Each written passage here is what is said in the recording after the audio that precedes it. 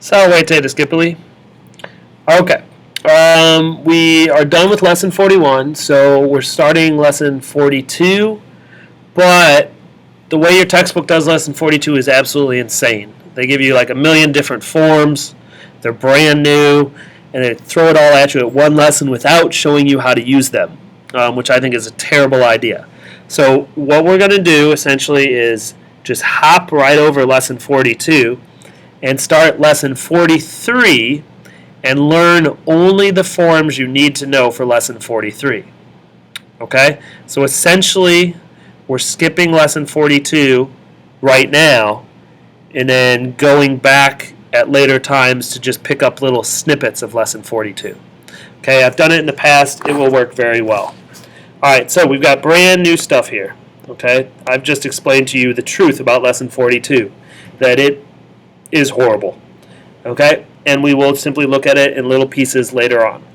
So we're basically focusing on lesson 43 now. Okay, so what we're going to learn about in lesson 43 is what's called the present subjunctive. Okay, don't worry about what it is. Right now, I just want you to know that it's the present subjunctive. Don't be intimidated by the term.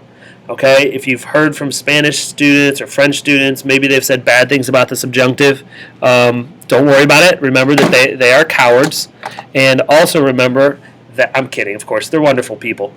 But also remember that they have to form these in their language, in Spanish or French. We simply need to recognize them in Latin and then translate them. So our job is a lot easier than what they have to deal with. Okay, so don't be scared. Be courageous. All right, so here's what we need to know for the present subjunctive. We beat a liar friar. Okay, this is a mnemonic device. I like it because it has violence and you're talking to a friar. That's pretty cool. So this is going to help us remember all that we really need to know about how to spot a present subjunctive. We beat a liar friar. The whole story is about the vowels. Notice in the first word we have the vowel E. In the second word we have EA. In the third word we have A. In the fourth word we have IA. And in the next word we have IA again. What these vowels are doing is they're telling you what vowels will be used with each conjugation in the present subjunctive. So for the first conjugation we're going to use the vowel E. For the second conjugation, we're going to use EA. For the third, we're going to use A. For the fourth, we're going to use IA. All right, I guess we should say for the third I stem, we're going to use IA, and for the fourth, we're going to use IA. So, let's see that in action. We've got the verb amo amare. Notice I've left out the last two parts of the dictionary entry because we don't need them for this. So that's a first conjugation verb. You can tell from the ARE here. So that means for the present subjunctive, we're going to use the vowel E. So you end up with something like this. Amem, ames. Okay, and this would continue like amet, amamus. Right? I love, you love, he loves, we love. Okay, but it's present subjunctive, and you can tell because it has an E in a first conjugation verb. Okay? We beat a liar friar. We, first conjugation, the E shows up. In the passive voice, this would be amer, ameris, amator, and so on and so forth. Okay, I'm not putting them all in here. I think you guys know your endings pretty well at this point. Okay? So this would be the passive voice of the word love in the present subjunctive. You know because of the E. Notice the endings, MST, mustes und, aristor, morminiuntor, are what you've always expected. Alright? Let's look at a second conjugation verb. Wideo, widere. Notice the ERE. Notice the EO. That's a second conjugation verb. So, for present subjunctive, we need these two vowels. The vowels from beat. So we end up with videam, videas, videat, videamus, videatis, videant. Or in the passive voice, we end up with videar, videaris. Okay, so the bottom line is the EA shows up in the second conjugation to show that it's present subjunctive.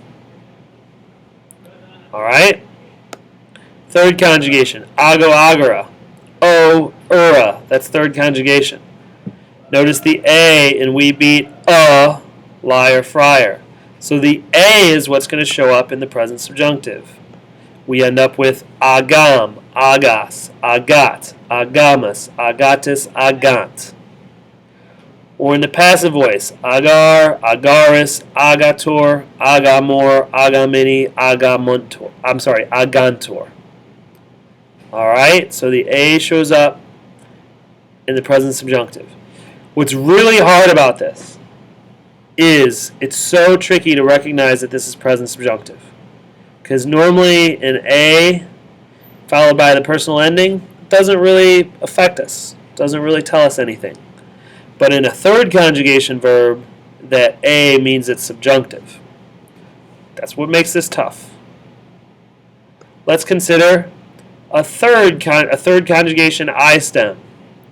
Notice up here, we need the IA for the present subjunctive. So interficio, interficere, which means to kill, will become interficiam, interficias, interficiat, and so on. In the passive, it will be interficiar, interficiaris, interficiator, and so on. This one's a little easier. An IA combination tells you it's present subjunctive. That's easier because we don't see IAs together very much. Okay? Now let's look at a fourth conjugation verb. Audio, audire, io, ire, that's fourth conjugation. Remember the friar up here, that means we need an IA to show it's subjunctive, and we get audiam, audias, in the passive voice, audiar, audiaris. Okay, so there's your present subjunctive. That's how you use we beat a liar, friar. It tells you what vowels will show up in each conjugation. Alright, now we move on to just two irregular verbs. This will not be hard. Sum esse, the verb for to be. Okay, what does that look like in the present subjunctive? I don't know, because this does not belong to any specific conjugation. It's a renegade. So here's what happens to sum esse in the present subjunctive. It goes like this. Sim, sis, sit. Simus, situs, sint. I am, you are, he is, we are, y'all are, they are. Boom. Okay? This is something I want you to have memorized tomorrow. Sim, sis, sit, simus, situs, sint. Alright, not too hard. Sim, sis, sit, simus, situs, sint. That's the present subjunctive of sum, which means to be. What about possum, possa? The word to be able, right?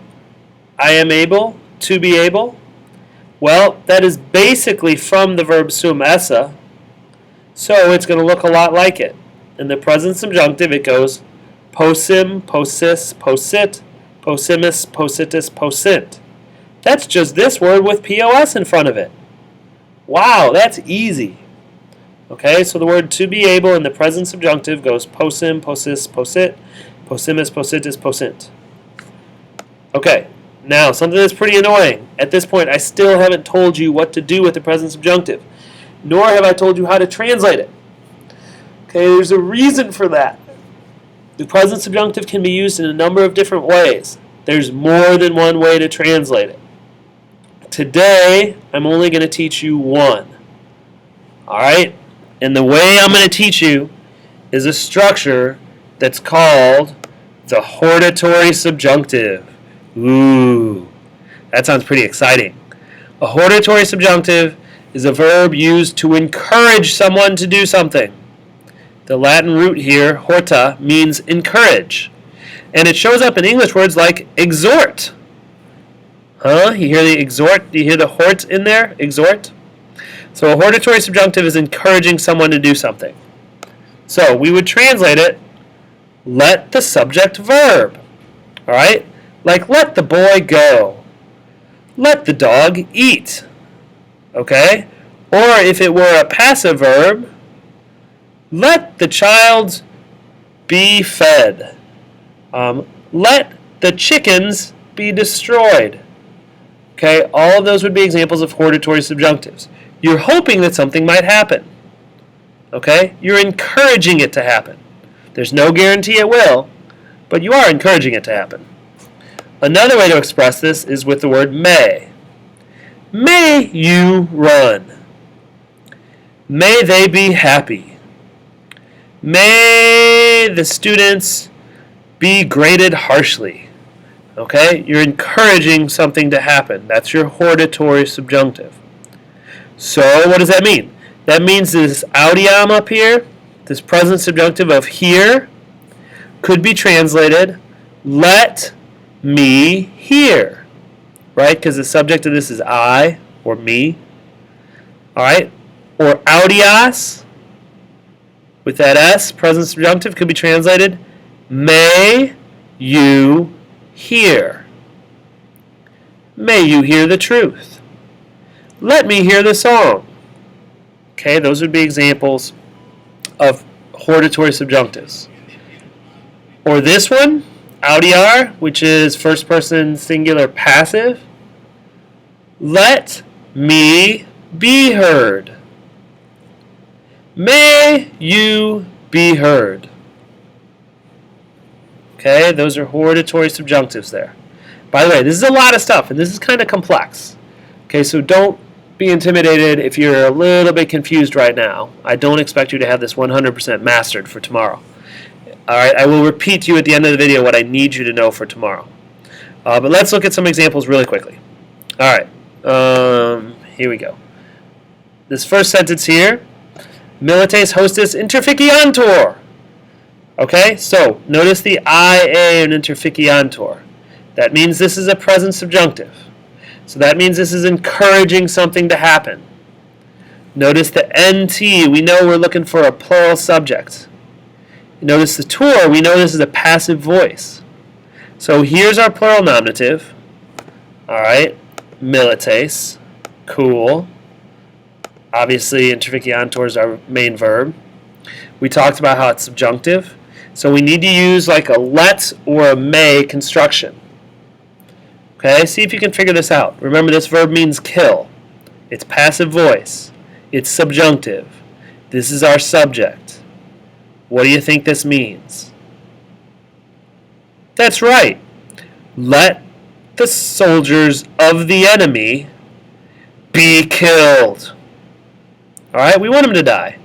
That's pretty bad, but there it is. May the soldiers of the enemy be killed. Alright, we're wishing it will happen. We're encouraging it to happen. Let's look at another sentence. Omnes discipuli linguam latinam ament. Alright, here's our main verb, ament. Notice the E. Wait a second, why is there an E there? Amo is a first conjugation verb. Oh, it's because it's subjunctive. Because of we, beat, a liar, friar. The E in we tells us that first conjugation verbs will have an E in the subjunctive. Good. Alright, now, it's plural. Alright, notice the NT, so we're looking for a plural subject. Do you see a plural nominative in here? No. No. Yes. And what do you know? Omnes modifies discipuli. Alright, second declension nominative plural, third declension nominative plural. Alright? This is subjunctive, so we need either our let or our may construction. Let all the students love the Latin language. Let all the students love the Latin language. May all the students love the Latin language. Alright, good. Now let's look at number 3. Number 3, we have our main verb of spectentur. Okay? Which comes from specto spectare. Specto spectare, another first conjugation verb, so that E tells us that this is subjunctive. Now this is a little different here. We've got a nay preceding our subjunctive. So, up here we were saying, let all the students love, let the soldiers be killed. Now we've got a nay. Do you guys have any ideas what that might do?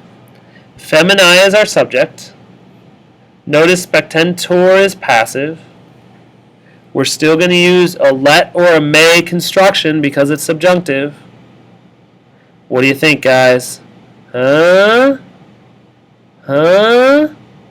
That's right. Let the women not be watched by the boy. Alright? May the women not be watched by the boy. So this nay is encouraging something in a negative direction. Okay?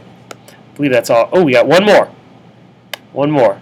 And this, by the way, this Latin right here can be seen in the St. Ignatius conference room.